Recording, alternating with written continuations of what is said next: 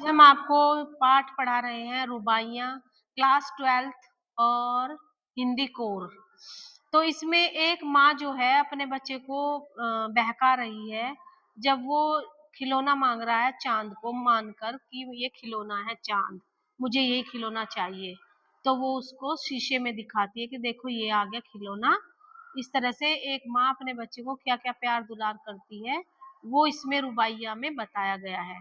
रुबाइयाँ एक पद है जैसे हमारा दोहा होता है, चौपाइयाँ होती हैं, इसी तरह रुबाइयाँ होती हैं और रुबाइयों की पहचान होती है कि उसमें पहली, दूसरी और चौथी लाइन में रिदम होता है, लय होती है। जैसे इसमें है खड़ी, भरी और हँसी और तीसरी लाइन लय की नहीं होती है। तो समझ लो 4 लाइन का ये जो पद है, ये रुबाइयाँ है।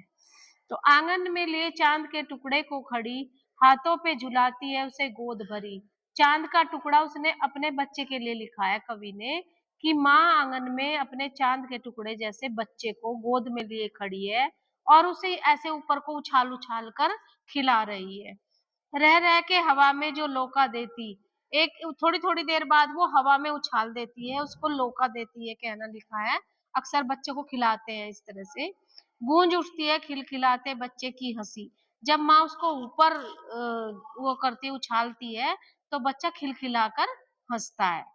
नहला के छलके-छलके निर्मल जल में, अब उसमें है ना कि बाल्टी भरी हुई है साफ पानी की और बच्चा उसमें हाथ मारेगा तो वो छलक रहा है, इसलिए कहा है कि छलके-छलके साफ पानी में माँ ने उसको अपने बच्चे को नहला दिया। उलझे हुए गेसुओं में कंघी करके और जब वो बच्चा नहाया तो उसके बाल उलझ गए। गेसु माने बाल, तो वो उलझे हुए बालों को कंघी से सुलझाती है। किस प्यार से देखता है बच्चा मुंह को जब घुटनियों में लेके मैं पहनाती कपड़े और वो बच्चा अपनी माँ को बड़े प्यार से देख रहा है जब माँ उसे घुटनों में बिठाकर अपने और कपड़े पहनाती है, उसको नहलाती है, उसके बाल में कंघी करती है और फिर प्यार से अपने घुटनों में बिठाकर उसको कपड़े पहनाती है। दिवाली की शाम घर पुते और सजे, चीनी के खिलौने जगमगाते लावे। अब कवि ने यहाँ पर वर्णन किया है कि दिवाली की शाम है, सबके घर लिपे पुते हुए हैं। पहले जमाने में कच्चे घर होते थे तो सब उन्हें जमीन पे गोबर से लीपते थे और ऊपर उनके कलर से पोतते थे। चीनी के खिलौने जगमगाते लावे और कुम्हार के लावे में से बहुत ही सुंदर मिट्टी के खिलौने पककर आए हैं। वो रूपवती मुखड़ी पे इन नर्म दमक बच्चे के घरौंदे में जलाती है दिए।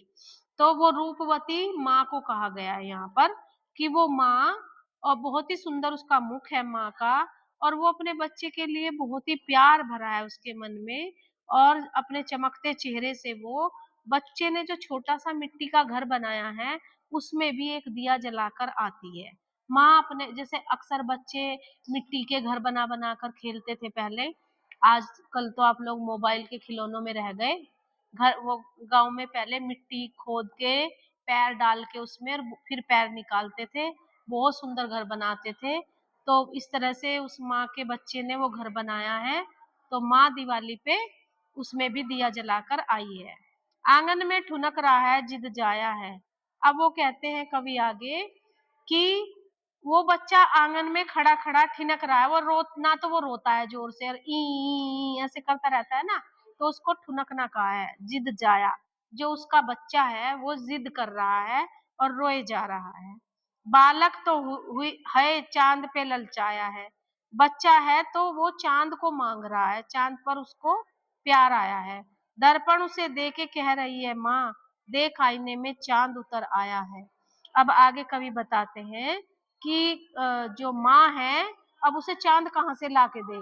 तो उनके दिमाग में आता है कि वो शीशा उठा के लाती हैं और शीशे में उसको चाँद दिखाती हैं कि देख, चाँद हमारे शीशे में आ गया, अब तू इससे खेल ले। रक्षाबंधन की सुबह रस की पुतली, छई है घटा गगन की हल्की-हल्की। अब अभी दिवाली का मौका था, अब आया है रक्षाबंधन की सुबह है और सारे में प्यार ही प्यार फैला हुआ है। छाई है घटा गगन की हल्की-हल्की। और बरसात में आता है ना रक्षाबंधन, तो सारे उसमें आसमान में घटा छा रही है, बादल की घटा छा रही है, बिजली की तरह चमक रहे हैं लच्छे।